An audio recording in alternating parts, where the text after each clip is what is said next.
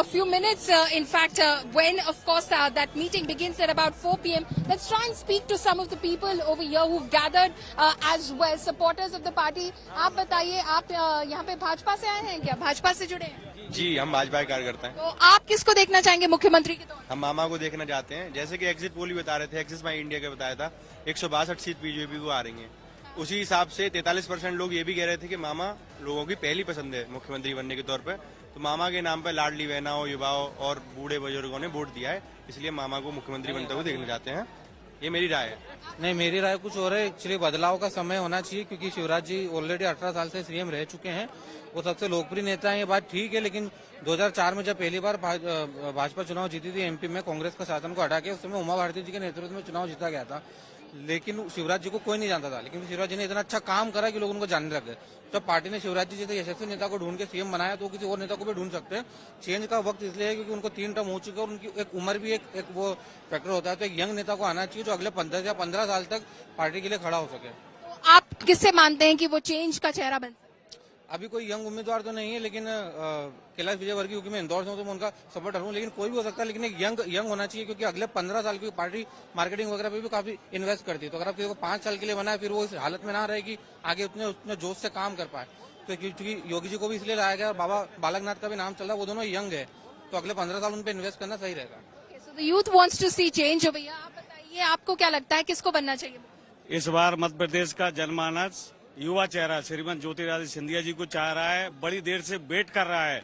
ये हो रहा है कि कितनी जल्दी वरिष्ठ नेतृत्व घोषणा करे, और जो घोषणा का हम सभी लोग उत्साह। पर आप ज्योतिरादित्य सिंधिया को लायक क्यों मानते हैं इस पद के लिए?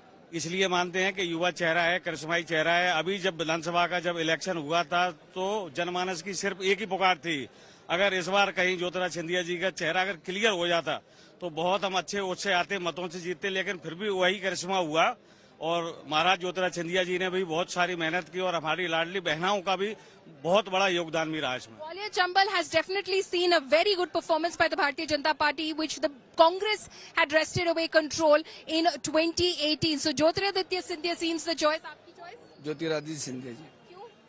मालवा निमाड़ में, मालवा में अधिकतर सीटें भारतीय जनता पार्टी ने जीती। सिंधिया जी चेहरे थे, हर जगह हर सीट पे गए। सोनकर विधानसभा में आए, और अपनी खातेगांव, हाट पिपलिया, सभी जगह गए। मालवा की सभी सीटें मतलब लगभग पे वो गए। तो आप भी मानते हैं कि एक तौर से चेंज होना चाहिए? युवा चेहरा है, होना भी चाहिए। लोग अभी मैं सुन रहा हूँ कि लोग नाम चिल्ला रहे हैं, मामा ये वो फलाना। तो मैं तो ये मानता हूँ कि नाम में कुछ नहीं रखा है, काम में सब कुछ है। बिल्कुल, क्योंकि काम पहले होना चाहिए, नाम कोई का भी हो, हमें नाम से कोई लेना देना नहीं है।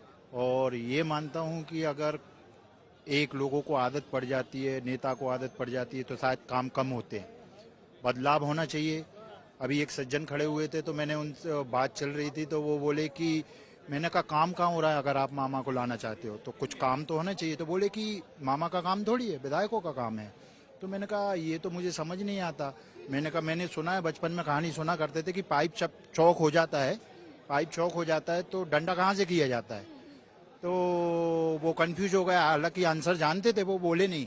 तो मैंने कहा डंडा बीच से किया जाता है, नीचे से किया जाता है। तो बोले ऊपर से किया जाता है। तो मैंने कहा आपने जवाब दे दिया, इसी जवाब में मेरा जवाब है कि काम ऊपर से ही होता है। बहुत interesting. So you can hear some very interesting voices. We heard the names of Kailash Vijayvargiya. We heard the name of Mama Shivraj Singh Chauhan. आएगा तो शिवराज ही chants that are in fact behind me. You heard the name of Jyotiraditya Scindia as well. So there are people who want to see a change.